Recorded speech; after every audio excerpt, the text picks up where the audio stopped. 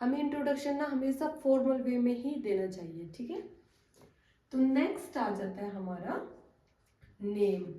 उसके बाद हम अपना बताएंगे नेम, ठीक है। जैसे नेम के भी कई ऑल्टरनेटिव्स हैं, जैसे दिस इज, फिर अपना नाम, उसके बाद जैसे मेरा नाम प्रियंका है तो this is Priyanka, I am Priyanka, my self. ये जो माई सेल्फ वाला है ना, ये इनफॉर्मल है। तो आशा करती हूँ कि आप सिर्फ इन तीन में से कोई यूज करें, this is, I am, my name is. बाकी जो सबसे बेस्ट ऑप्शन होता है वो होता है माई नेम इज या फिर आई एम। ये बेसिकली होता है, अच्छा होता है ये, लेकिन जब आप फेमस हो जाते हो या कोई सेलिब्रिटीज जैसे, तो वो मोस्टली इसको यूज करते हैं, दिस इज, ठीक है। लेकिन वैसे आप इन दोनों को ही यूज करना, माई नेम इज या फिर आई एम। माई सेल्फ मैंने वैसे बताया है नॉलेज के लिए, ठीक है। करते हैं स्टूडेंट्स बहुत सारे माई सेल्फ का यूज, लेकिन ये जो होता है ना, ये इनफॉर्मल वे होता है, ठीक है।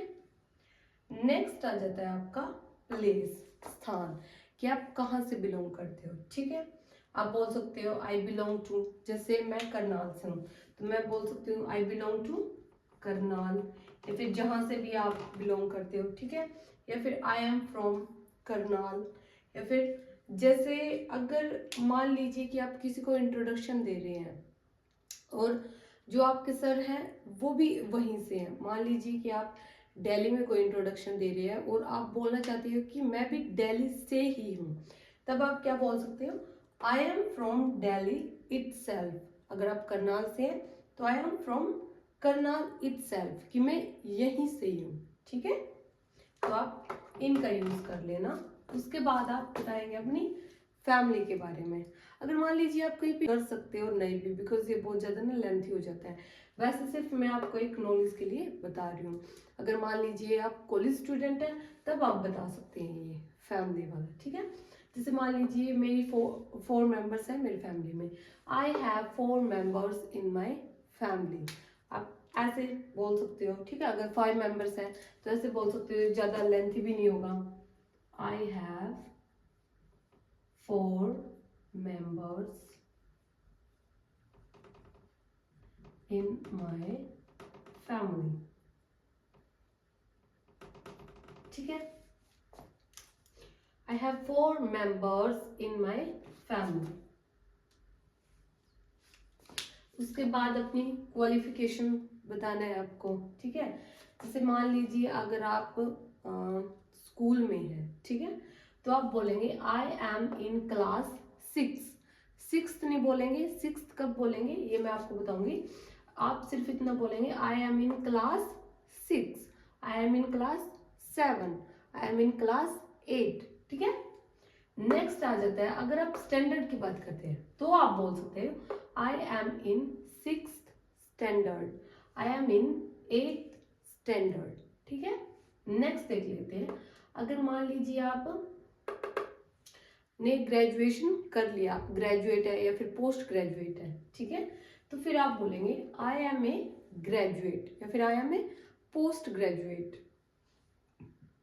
नेक्स्ट देख लेते हैं, जैसे मतलब मान लीजिए आप कर रहे हो उस चीज को, जैसे मान लीजिए कि आप बीए कर रहे हो, ठीक है, तब आप बोलोगे आई एम डूइंग बीए।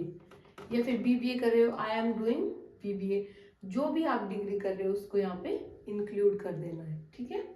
उसके बाद देख लीजिए, अगर मान लीजिए कि आप फर्स्ट ईयर, सेकेंड ईयर और थर्ड ईयर में, तो आप बोलोगे I am in BA second year, I am in, ठीक है, I am in BBA second year, ये भी बोल सकते हो, I am BA second year, ये भी बोल सकते हो, ठीक है। तो आपको फिर इनका यूज करना है। नेक्स्ट देख लेते हैं, उसके बाद हम आपको उसके बाद बताएंगे अपनी हॉबीज के बारे में, कि आपकी हॉबीज क्या क्या है, ठीक है, विशेषताएं क्या क्या है। तो my hobby is reading books, my hobby is reading, cooking भी हो सकती है किसी की, my hobby is, sorry, my hobby is reading books, my hobby is cooking, my hobby is dancing, किसी की डांसिंग होती है, किसी कुकिंग, बुक्स। लेकिन अगर एक ही हॉबी है तो हम इसका यूज करेंगे, अदरवाइज अगर एक से ज्यादा हॉबीज है तो फिर हम आर लगाएंगे, ठीक है। जैसे मान लीजिए my hobbies are listening to music and reading newspaper. एक से ज्यादा हॉबी होगी तो उसके लिए हमने क्या लगाया, आर का यूज किया, ठीक है। अगर एक है तो सिर्फ इज लगाएंगे। My hobby is reading books, my hobby is quick revision, ठीक है।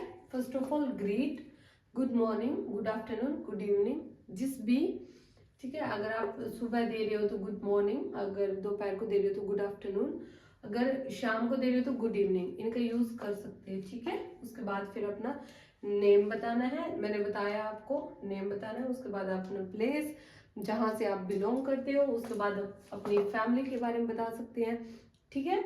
उसके बाद आप अपनी क्वालिफिकेशंस के बारे में बताएंगे, ठीक है। नेक्स्ट आप उसको हॉबीज के बारे में बताएंगे एंड देन सबसे लास्ट में आप बोलेंगे thank you, it's all about me, ठीक है। उसके बाद आप ये लाइन बोल देना, thank you, it's all about me, कि धन्यवाद और ये सब मेरे बारे में है। आशा करती हूँ कि आपको ये इंट्रोडक्शन समझ में आया होगा। अगर समझ में आया तो please do like, share and subscribe. Thank you for watching.